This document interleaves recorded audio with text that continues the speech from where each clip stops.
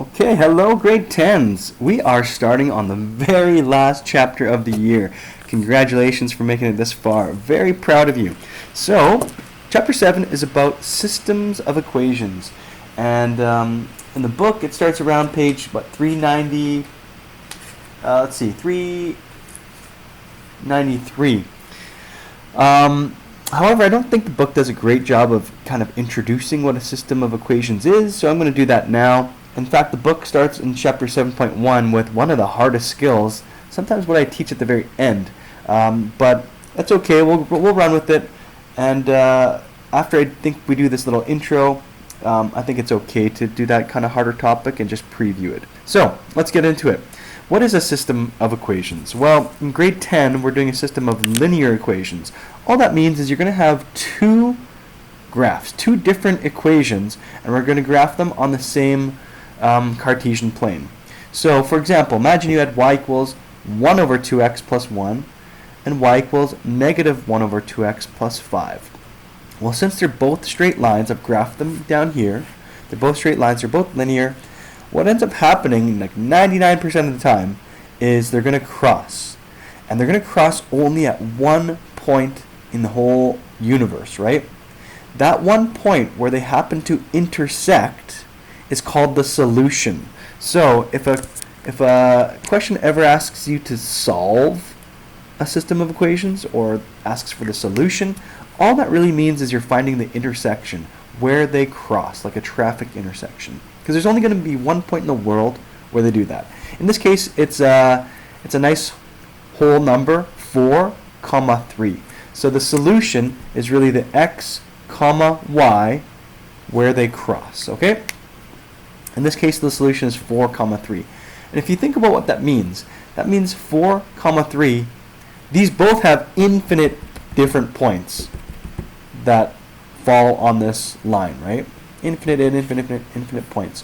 But there's only one point in the world that satisfies both equations, that's on both of these lines, and that's 4, 3. In fact, what I could do is verify. Remember I showed you how to test a point to see if it's on the line?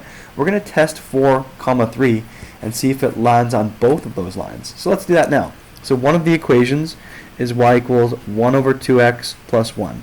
So let's verify this first one. We're going to put that 4, 3, we're going to substitute it in for the x and y of both of these equations. So put the 4 in for the x and the 3 in for the y. Remember I taught you this skill before? So the 3 goes in for the y, you get a 1 over 2, x is a 4 plus 1. Alright, so what's 1/2 times 4? Or in other words, 4 divided by 2. You get a 2. And if you look at this, on the left-hand side you get 3, on the right-hand side 2 plus 1 is also 3. So this point, 4, 3, is definitely on that graph, the y equals 1 over 2x plus 1. Let's see if it's on the other equation too.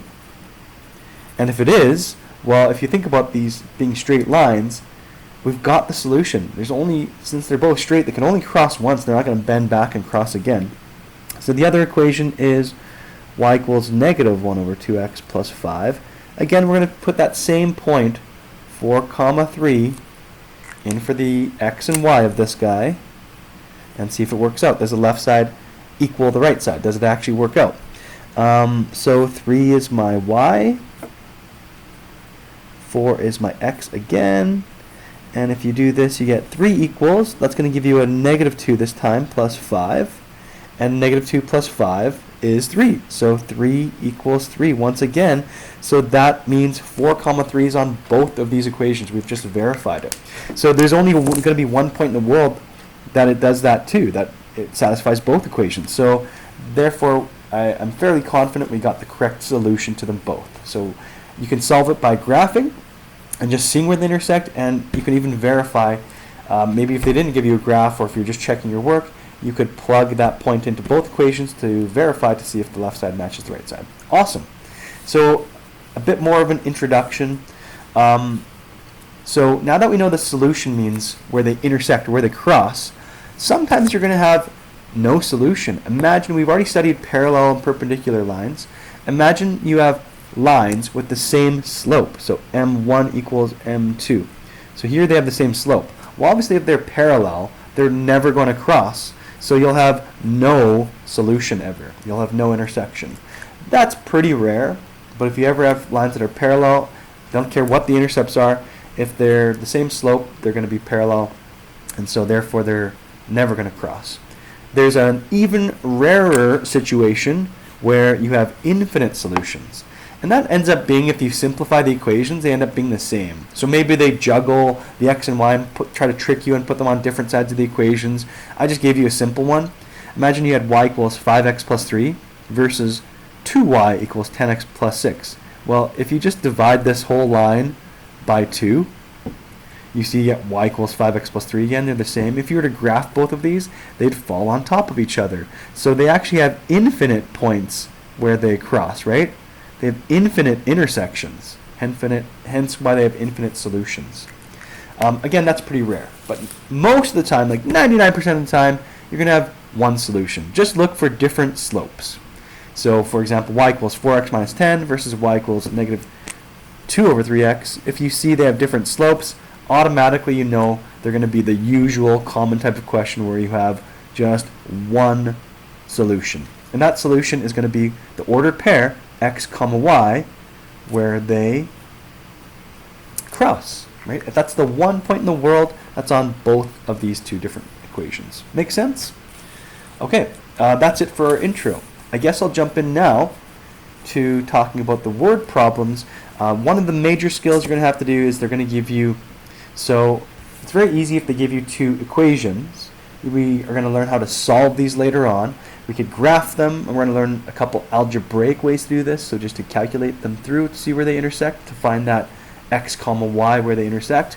That's coming soon, but also another huge skill is they're going to give you word problems where they don't give you the equations straight up. They're going to give you two different word problems. You have to take the word problems, translate the English into math language to get equation 1, translate the other word problem to get the second equation, and then solve them. So that's what the book is warming you up to right now, the textbook that is, and we're going to practice that skill next.